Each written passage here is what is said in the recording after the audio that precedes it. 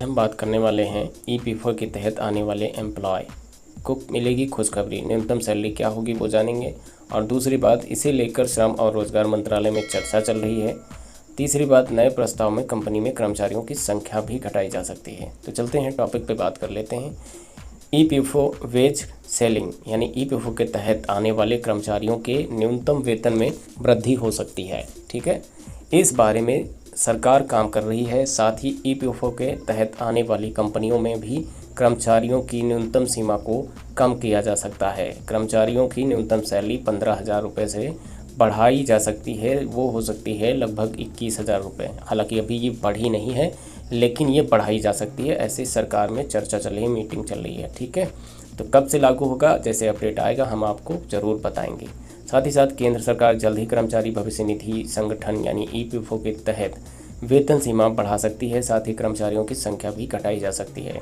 इसका उद्देश्य एम्प्लॉय के लिए सामाजिक सुरक्षा को मजबूत करने के लिए कवरेज को बढ़ाना और व्यापक बनाना है। मिनिस्ट्री में चल रही जो चर्चा है उसके बारे में हम बात करेंगे। तो यहाँ पे देख सकते हो, इस मामले से अवगत लोगों ने इकोनॉमिक टाइम्स को बताया कि श्रम और रोजगार मंत्रालय वर्तमान में स्टेक होल्डर्स के साथ इस मामले पर चर्चा कर रहा है। उन्होंने कहा है कि सरकार सोशल सिक्योरिटी कोड को लागू करने के लिए उत्सुक है। यह वार्ता एम्प्लॉयज़ के लिए सामाजिक सुरक्षा उपायों के और व्यापक गहन बनाने के लिए गठित एक संचालन समिति की मजबूत सिफारिशों के बाद हो रही है। ठीक है, 2014 में हुआ था अंतिम वेतन संशोधन और एक वरिष्ठ सरकारी अधिकारी ने कहा कि मंत्री सभी लंबित प्रस्ताव का मूल्यांकन कर रहे हैं। सरकार को लगता है कि ईपीएफओ के तहत वेतन सीमा और सीमा संशोधन लंबे समय से लंबित पड़ा हुआ है। हालांकि हुआ नहीं था, लेकिन अब ऐसा गवर्नमेंट सोच रही है। यानी कर्मचारी भविष्य निधि संगठन ईपीएफओ का फुल फॉर्म है। ठीक है, अब उसके बाद में यहाँ हम आपको बता देते हैं कि जो सैलरी की बात यहाँ पे कही गई है वो 15,000 से बढ़ा के 21,000 की जाएगी। साथ ही साथ एक और अपडेट है ईपीएफओ का, जो भी रिटायरमेंट हैं उनके लिए बात कर लेते हैं, चाहे वो सरकारी कर्मचारी हो या फिर हो प्राइवेट। तो यहाँ पे ईपीएफओ लाखों पेंशनर के लिए राहत भरी खबर लेके आई है और ये प्रणाली कहीं कहीं कार्य लागू भी हो चुका है, वो भी हम बात करेंगे। और साथ ही साथ ये कब लागू की गई है वो भी बात करेंगे।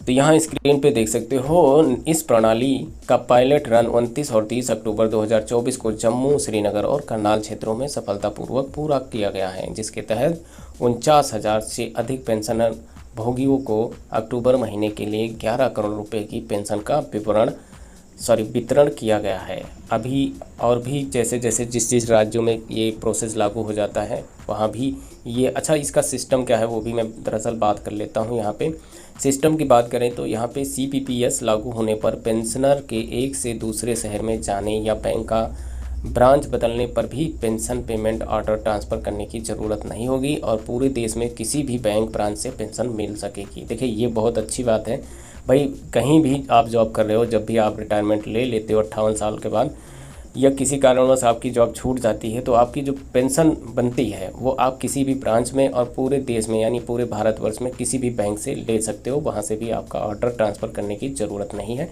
आपका पेंशन का पैसा आपको मिल जाएगा।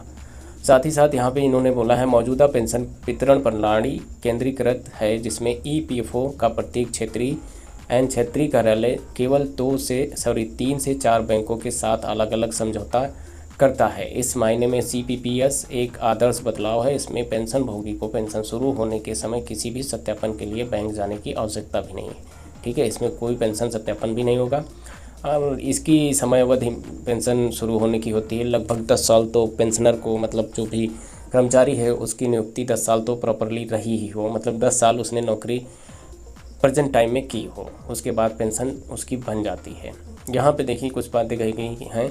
सीपीपीएस प्रणाली पूरे भारत में पेंशन का वितरण निश्चित करेगी तथा पेंशन भुगतान आदेश पीपीओ को एक कार्यालय से दूसरे कार्यालय में भेजने की ज़रूरत नहीं होगी। भले ही पेंशन भोगी एक स्थान से दूसरे स्थान पर चले जाएं या अपना बैंक या शाखा बदल लें, ये उन पेंशन भोगियों के लिए एक बड़ी राहत होगी जो सेवानिवृत्ति के बाद अपने गृह नगर चले जाते हैं। नई सीपीपीएस प्रणाली को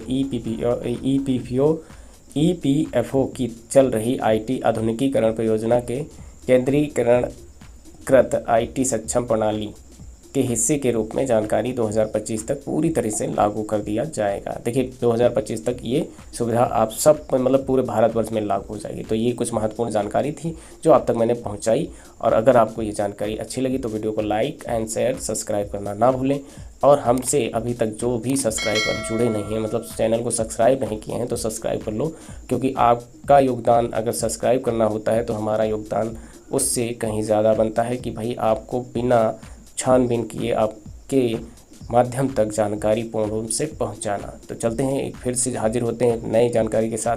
तब तक के लिए धन्यवाद।